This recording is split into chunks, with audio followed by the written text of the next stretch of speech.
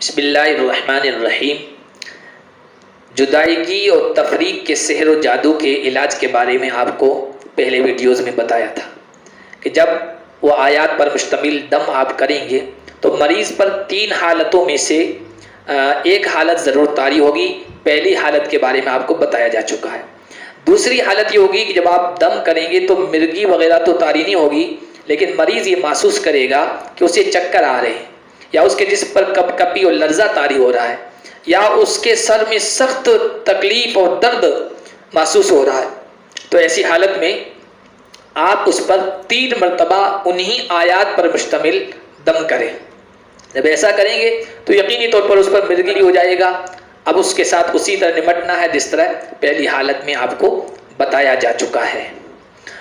اور اگر ایسا ہوتا ہے کہ اس کے درد اور تکلیف میں کمی ہو رہی ہے تو یہی دم آپ اس پر کئی دنوں تک کرتے رہیں، انشاءاللہ آخر نتیجے کے طور پر شفا مل جائے گی۔ لیکن اگر خدا نخواستہ اگر افاقہ محسوس نہیں ہو رہا ہے، کوئی راحت محسوس نہیں ہو رہی ہے، تو مریض کو 3 کاموں کا پابند کرنا ہے۔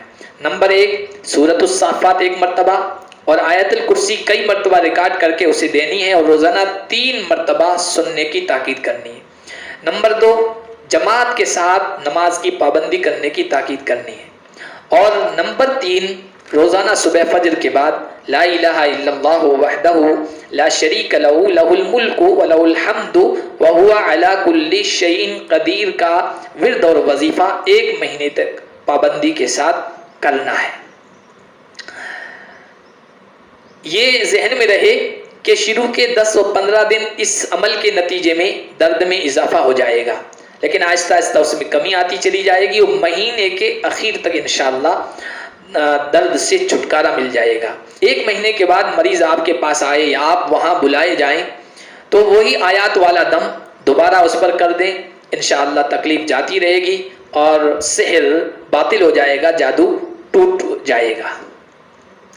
ایسا بھی ہو سکتا ہے کہ اس 1 مہینے میں درد میں اضافہ ہو جائے، کوئی افاقہ محسوس نہ ہو، تو پھر آپ اس مریض پر انہی آیات پر مشتمل دم کئی بار کریں۔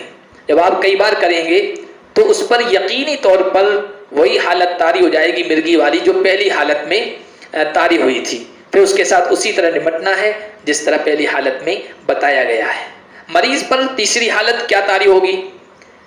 تیسری حالت یہ ہے کہ آپ دم کر رہے ہیں اور دم کرنے کے نتیجے میں مریض پر کوئی حالت طاری نہیں ہو رہی ہے، نہ مرگی نہ کوئی درد اور تکلیف۔ تو اب آپ اس سے وہی سوالات کریں جو اس مرض سحر کی علامات اور نشانیوں کے بارے میں آپ نے پہلے کیے تھے۔ اگر ان میں سے اکثر علامتیں اور نشانیاں نہیں پائی جا رہی ہیں تو یقین کر لیں کہ اس پر جادو نہیں ہے اور یہ مریض سحر اور جادو کا مریض نہیں ہے۔ اور اگر بار بار دم کرنے کے باوجود اور اس میں سحر اور جادو کی علامتیں اور نشانیاں پائے جانے کے باوجود اس پر کوئی کیفیت طاری نہیں ہو رہی ہے تو آپ اس مریض کو چند باتوں کا حکم دیں۔ نمبر 1، سورہ یاسین، سورہ دخان اور سورہ جن ریکارڈ کر کے دیں اور اسے کہیں کہ روزانہ 3 مرتبہ اس کو سن لیا کریں۔ نمبر 2، روزانہ 100 مرتبہ استغفار کا وظیفہ پابندی کے ساتھ پڑھنے کو کہیں۔ نمبر 3، 1 مہینے تک لا حول ولا قوت الا باللہ کا وظیفہ 100 مرتبہ پڑھنے کو کہیں۔ 1 مہینے کے بعد جب آپ وہ واپس آئے تو آپ وہی آیات والا دم دوبارہ کریں۔ جب آپ دم کریں گے تو انشاءاللہ اس کی علامتیں اور نشانیاں اور حالتیں اس پر طاری ہو جائے گی، پھر اس کے ساتھ اسی طرح نمٹنا ہے جس طرح پہلے بتایا جا چکا ہے۔ تو پہلا جو علاج ہے اس میں 3 کیفیتیں، 3 حالتیں طاری ہوگی، تینوں حالتوں کے بارے میں آپ کو بتایا جا چکا ہے۔